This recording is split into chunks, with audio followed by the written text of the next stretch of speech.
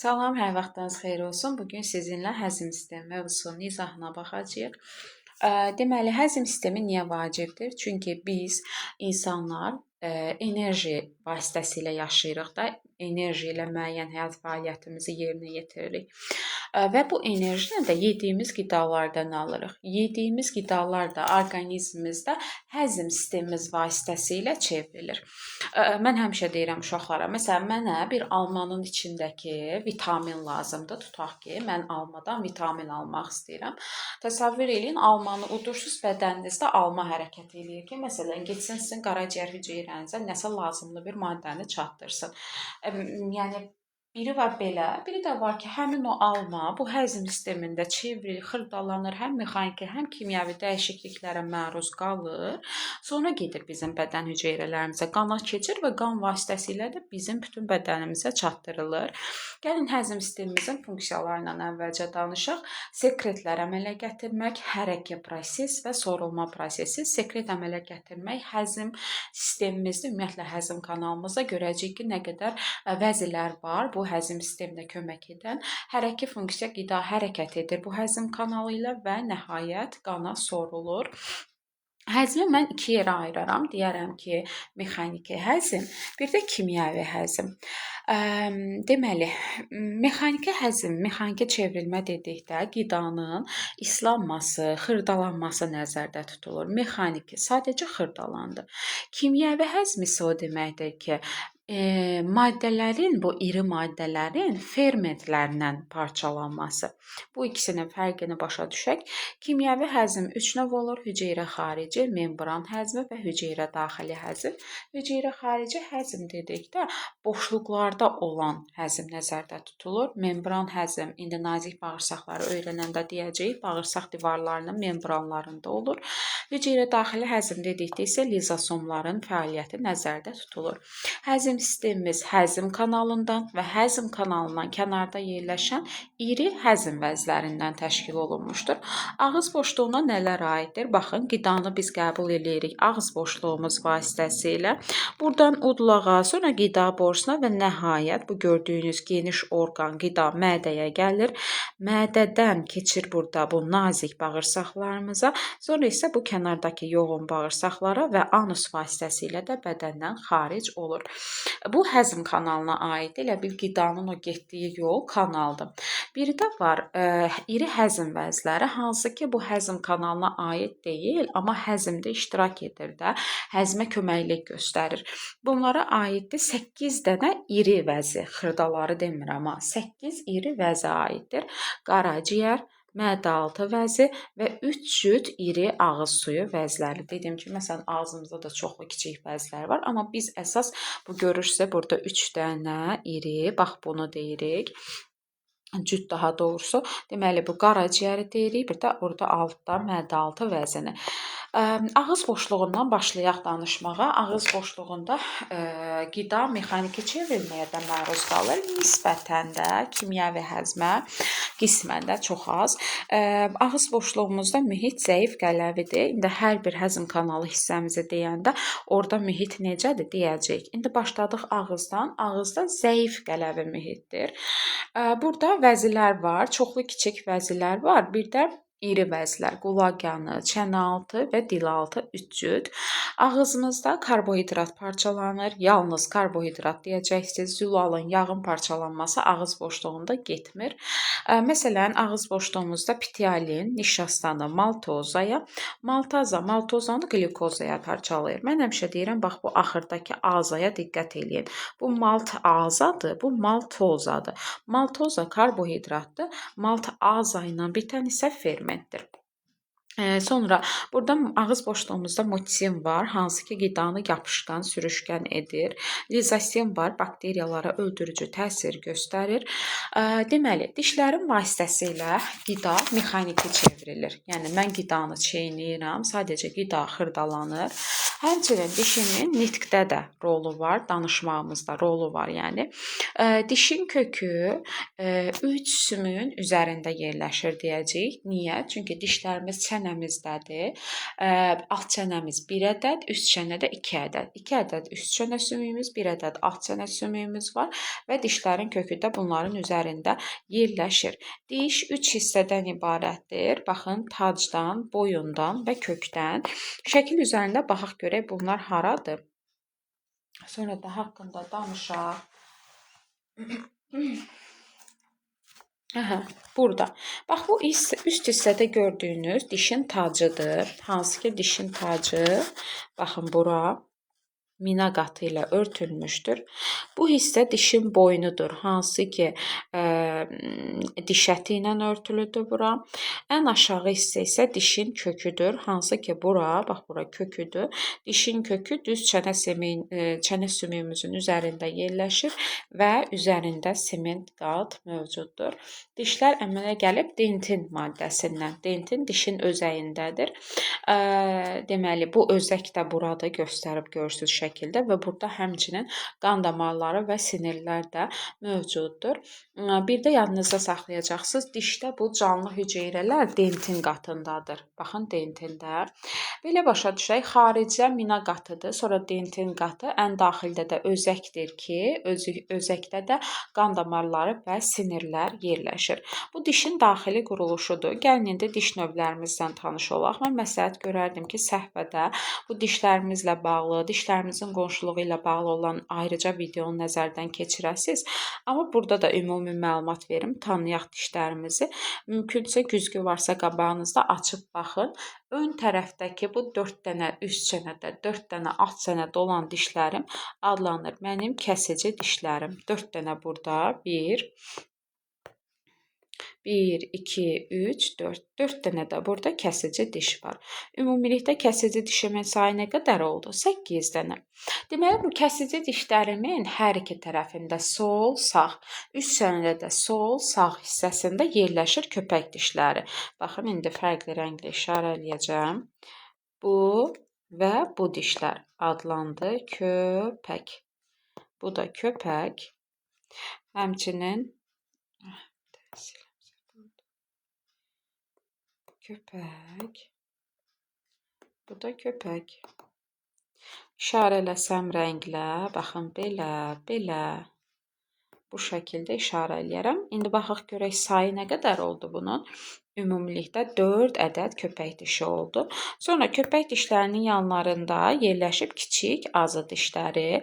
Düz köpək dişinin yanında 1, 2 dənə budur.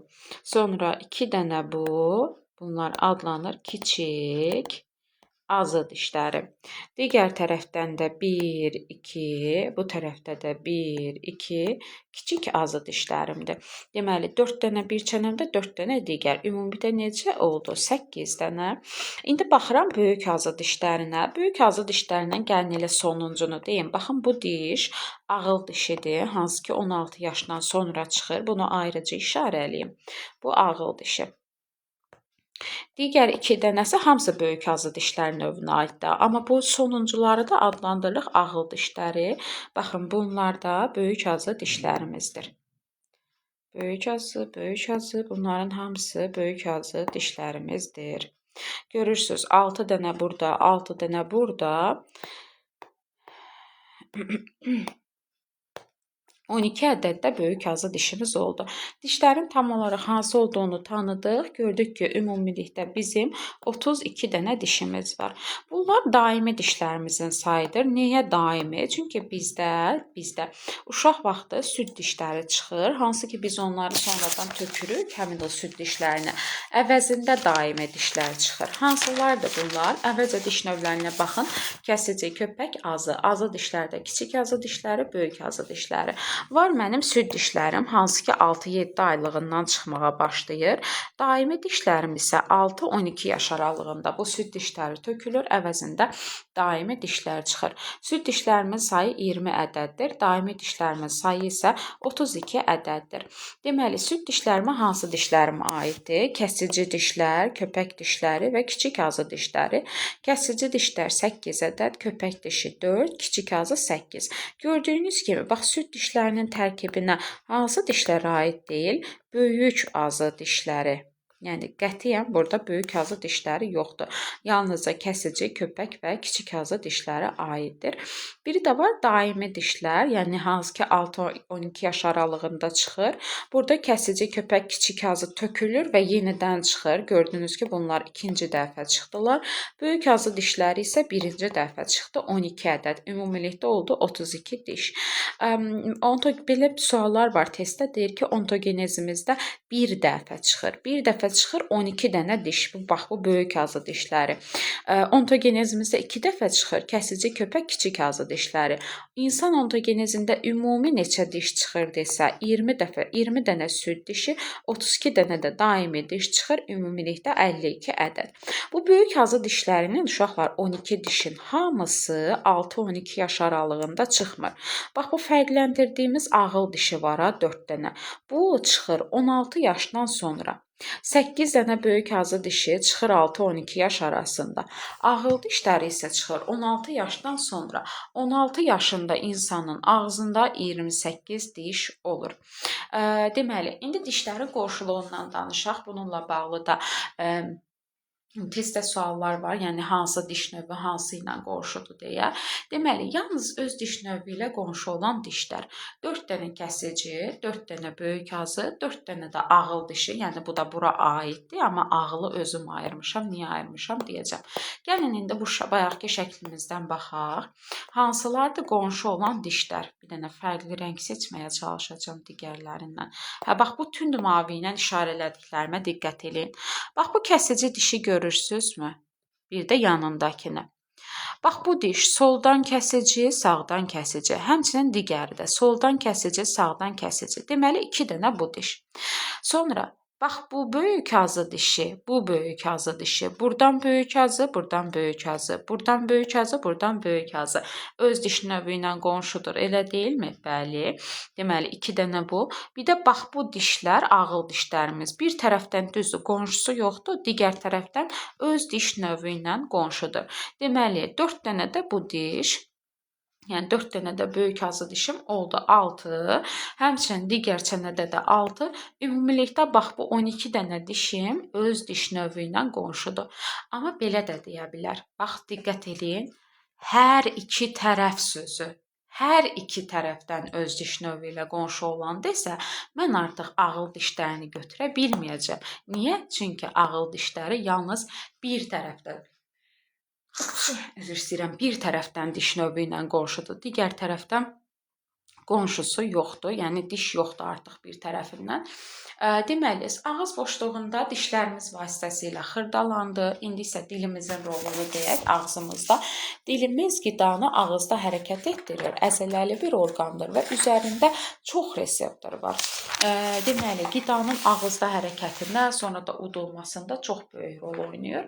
Udulaqdan keçir, udulaqda selik ifraz edən vəzilər var. Ümumiyyətlə, həzm kanalı boyunca çoxlu selik ifraz edən vəzilər var ki, qida sürüşərək hərəkət eləsin.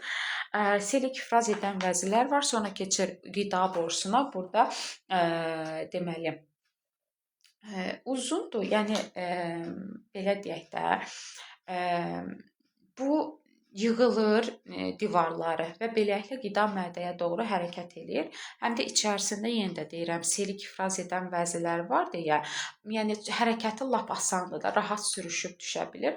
Amma deyəcəksiniz ki, qida borusunda qida heç bir təsirə məruz qalmır. Bəli, əzəlləri yığılır, açılır. Selik ifraz edən vəzlər vasitəsilə də sürüşkən bir şəkildə gəlib düşür deməli mədəyə. Mədəyə deyəcəyik ki, qida borusunun genişlənmiş hissəsidir. Mədə qida borusunun genişlənmiş hissəsidir. Mədədə mühit turşdur. Yəqin ki, bunu siz özünüz mədəniz soyuqlayanda və s. hiss eləmisiniz. Hansı ki, o mədədəki turşuluq belə ağıza doğru qalxır və siz o turşuluğu, bir qəribə dadı hiss edirsiniz. Qida pozduqda, soyuq dəyimi olduqda və s. Burada mühit dediyim kimi turşdur və həzm sisteminin ən geniş hissəsidir. Həcmi 0,5 litrdən təxminən 3-4 litrə qədərdir. Nisbətən sol tərəfə meyillə yerləşir, diafraqmanın altında və qarın boşluğumuzda yerləşir. Sutkada 2-2,5 litr mədə şirəsi ifraz olunur. Mədədə qida 4-8 saata qədər qalır və burada fiziki və kimyəvi çevrilmələrə məruz qalır. Necə? Mədənin əvvəlcə girəcəyini deyim. Mədənin girəcəyi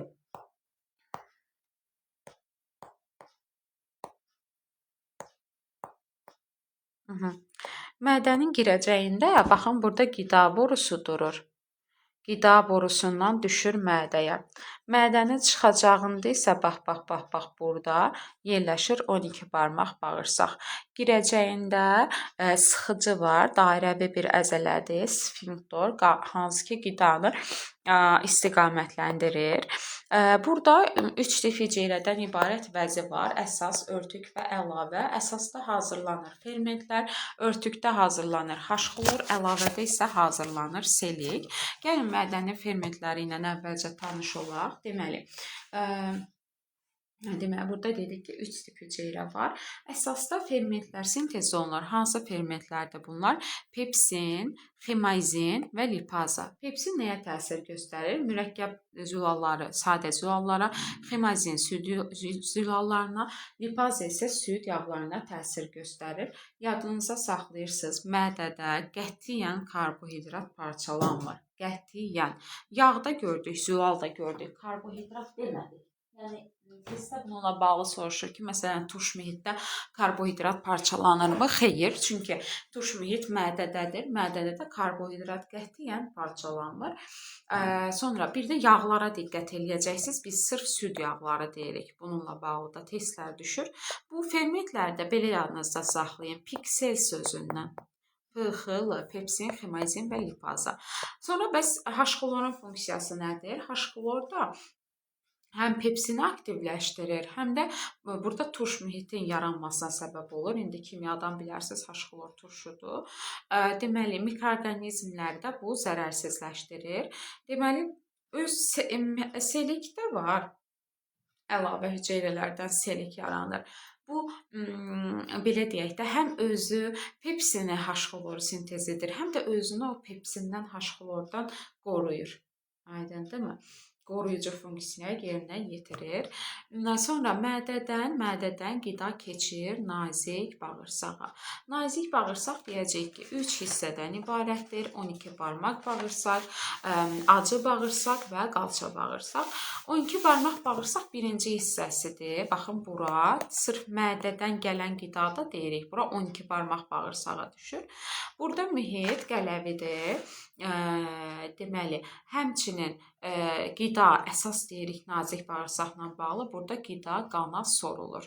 Ümumiyyətlə, həzm kanalında ən uzun şöbəsidir. Bunda testlərdə tez soruşur. Uzunluğu 3-7 metrə bərabərdir. Niyə dedim də, yəqin ki, 12 barmaq deməyimizin səbəbi odur ki, 12 barmaq deməli 12 barmağın eni qədərdir də, eni qatına bərabərdir. Sonra deməli, burada biz nazik bağırsaqda həzmin gedişini 3 mərhələyə ayıracağıq. Deyəcəyik, boşluq həzmi, sonra membran həzmi, sonra isə sorulma. Boşluq həzmi dedikdə, boşluqda da, yəni adından göründüyü kimi, bu nazik bağırsağın boşluğunda həzm şirəsinin təsirindən çevrilir. Sonra membran həzmi var, hansı ki, bu bağırsağın belə bu səthində gedir də, daxili membranlarında gedir. Burada bağırsaq xovlarının arasına daxil olur. Bax, bunlar xovlardır. Nazik bağırsağın hər kvadrat santimetrində 2500 dənə xov var. Yəni, bax, bunlardan 2500 dənədir. Deməli, bu xovlarda həzmə uğrayır, sonra isə sorulur. Bağırsaq xovlarından sorulur qana və limfaya. Aydındırmı? Qana və limfaya sorulur. Sonra, bir də bunun nəyi deyəcəyik əsas? 12 barmaq bağırsaqda dediyim kimi qida qana sorulur.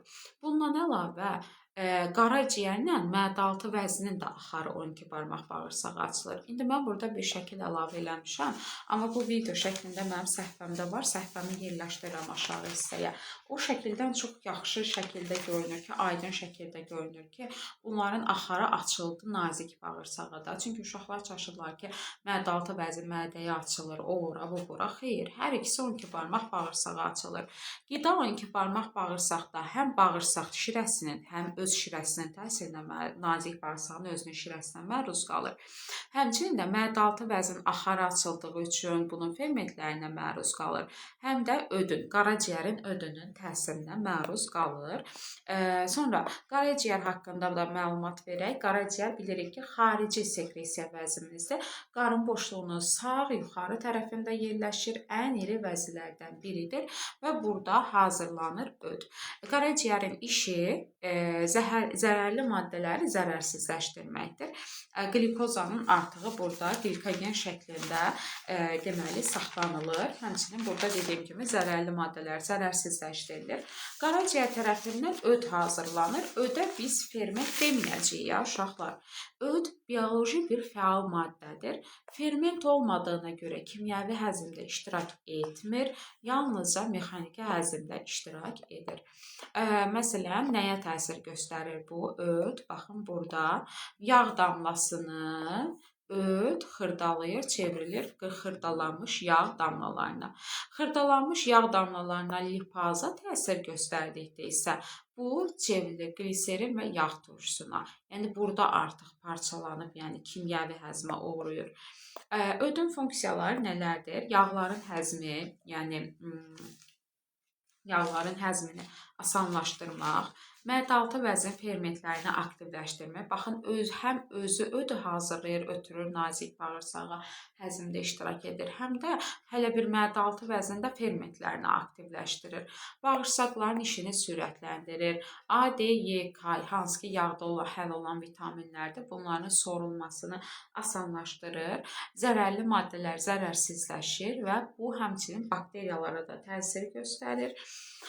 Bir də nazik bağırsaqda qələvi mühitin yaranmasına səbəb budur. Çünki mədədə nazik bağırsağa əslində turş qida horrası gəlir, amma öd buna təsir göstərdiyi üçün burada qələvi mühit yaratmış olur öd vasitəsilə. Mədəaltı vəz haqqında da indi danışaq. Mədəaltı vəz mədənin arxa alt hissəsində yerləşir. Qarışıq vəzidir. Biz dedik ki, qarışıq vəzlər həm xarici, həm daxili sekresiya funksiyasını yerinə yetirirlər.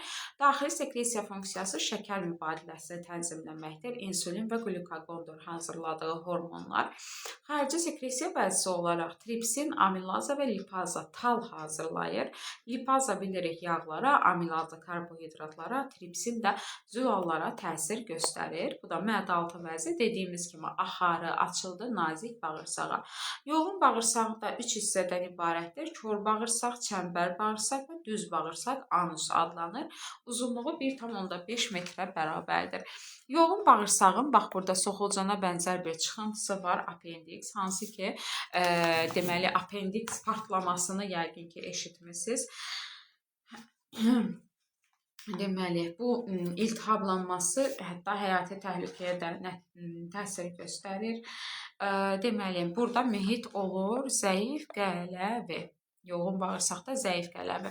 Mühitləri ardıcıl sadalasaq, ağızda zəif qələvi dedik, mədədə turş, nazik bağırsaqda qələvi, hansı ki neytrala yaxın. Burada yoğun bağırsaqda isə zəif qələvi bir mühit müəyyən olunur. Bəs yoğun bağırsağın funksiyası nədir desəz, su, mineral maddə, alkoqol, vitaminlərin sorulmasını təmin edir. Burada həmçinin bakteriyalar da yaşayır, aşağıda görürsünüz. Bakteriyaların yaşayış yeridir. Çünki deməli bakteriyalar burada yaşayaraq bizimlə simbiyoz həyat tərzi sürürlər. Bağırsaq çöpü bakteriyalardır. Onlar bizim üçün vitamin sintez edirlər.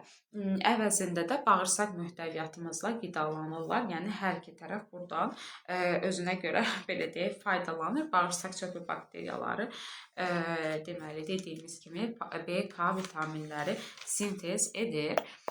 Sonra vitaminlər haqqında da danışırıq. Vitamin təliminin banisi Luynendir. Vitamin terminini isə elmə gətirib Fung. Vitaminlərin funksiyalarından danışanda diqqət edirsiniz nəyə? Enerji verir sözünü deməyəcəksiniz vitaminlər haqqında. Çünki biz vitaminin parçalanmasından enerji əldə etmirik. Vitaminlər kömək eləyirlər ki, zülallar, yağlar, karbohidratlar öz funksiyasını yerinə yetirə bilsinlər. Böyümə, inkişafa kömək edir, xəstəlikdən qorumağa kömək edir, müqaviməti artırmağa kömək edir bu şəkildə. Ona görə deyirlər ki, hə, vitaminli yemək lazımdır, kök ye, boyun uzansın, meyvə ye, nə bilim, onu ye, bunu ye, xəstəliklərə qarşı müqavimətin olsun. Baxın, bu deməkdir. Vitaminlər ümumilikdə 50 növdür. Mən bunları təsnifatlaşdırıram 2 yerə. Deyirəm, suda həll olan vitaminlər, bir də yağda həll olan vitaminlər. Yağda həll olan vitaminlər A, D, Y, K vitaminləridir. Suda həll olan vitaminlər isə C, B qrupu vitaminləri aiddir bura. Hər bir vitaminin sutkalıq norması var. Yəni mən sutka ərzində bu qədər qəbul eləməliyəm bunu. A vitamini 1, B vitamini 2-3 mg, C vitamini 50-100 mg. A ilə B asandır. Əzbərlədim ki, A-da 1, B-də 2-3, 1-2-3 şəklində. C vitamini 50-100 mg arasıdır. Bu çoxdur nisbətən digərlərindən. D vitamininin norması 0,2, 0,5 mg-dır. Y vitamini 10-15 mg təşkil edir. PP, B3 vitamini 20 mg. K vitamini isə hər kiloqram çəkiyə uyğun olaraq 1 mikroqram təşkil edir. İndi hər bir vitamin hansı qidanın tərkibindədir tam olaraq deməyəcəm. Bunu oxumaq lazımdır. Deməli, böyümə A vitamini nəyi təmin edir? Böyüməni, inkişafı, dişlərin formalaşması təmin edir. Ancaq bişirildikdə vitamin qidanın tərkibində 2 dəfəyə qədər azalır. Testdə soruşur ki, məsələn, bişirilməmişdən əvvəl yer kökündə 100 mg vitamin var idi. A vitamini bişirildikdən sonra nə qədər olacaq? Deyəcəksiniz 50 mg. A vitamini çatışmadıqda orqanizmdə toyuq korluğu xəstəliyi yaranır. B vitaminindən danışıram. B vitamini də böyümə, inkişafı və fizioloji prosesləri təmin edir. B1 vitamini çatışmadıqda beri-beri, B2 çatışmadıqda isə gözlər beri-beri xəstəliyi yaranır. B2 çatışmayanda gözlər zəif görür, ağzın selikli qişası zədələnir. Sonra buranı da yadda saxlayırıq. B vitamini bitki mənşəli qidalar bişiriləndə azalır 20%, ətdə isə azalır 15-60%. Məsələlər bununla bağlıdır. Məsələn, bişirilməmişdən əvvəl bu qədər idi. Bişirildi, nə qədər olar? Minimum nə qədər olar? Maksimum nə qədər olar? Bitkilərdə isə ümumilikdə 20% azalır. Sonra deməli PP, yəni B3 vitamini, bu da hansı qidalarda var yazmışam, sutkalıq normasını dedim. Çatışmayanda sinir sistemində, dəridə, bağırsaqda xəstəliklər yaranır. C vitamini bilirsiniz, bu xəstəliklərə qarşı müqavimətimizi artırır. Yorğunluğun qarşısını alır və diş ətinin sağlamlığını qoruyur. Çatışmadıqda yaranır skorbut xəstəliyi. C yadınızda saxlayın. C vitamini skorbut. D vitamini isə günəşin təsirindən dəridə sintez olunur. Dişlərin və sümüklərin inkişafını təmin edir. D vitamini çatışmayanda uşaqlarda raxit, böyüklərdə isə osteomaliyasiya xəstəliyi yaranır. Sonra Y vitamini əsasən deməli yaraların sağalmasını təmin edir, əzələlərin və cinsiyyət vəzlərinin işini tənzimləyir. Siz özünüz bunların hansı qidada olduğuna baxdıqca həmçinin analiz edin, görün bunlardan hansı sizin qida rasionunuzda var, hansı yoxdur. Məsələn, biz bunlardan nisbətən xurmanı az gördük, tutaq ki B3 vitamini xurmada var da. Əgər siz bunu nisbətən az yeyirsiniz və yaxud paxla məhsullarını yemirsinizsə, bu nisbətən sizin sinir sisteminizə və s. təsir göstərir. Ona görə hansı qidalardadır, Buna diqqət eləyin. Sonra bunu da dedik və K vitamini də qanaxmalar zamanı qanın laxtalanmasını təmin edir. Buna görə də laxtalanmanı təmin etmək üçün, bu vitamini özünüzdə təmin etmək üçün baxın biləcəksiniz ki, kələm yeməlisiniz, kahı yeməlisiniz, ispanaq yeməlisiniz və s. Deməli, yediyiniz qidaların tərkibində qeyri-üzvü maddələr olur və üzvü maddələr olur. Qeyri-üzvü maddələrə aiddir su və mineral duzlar.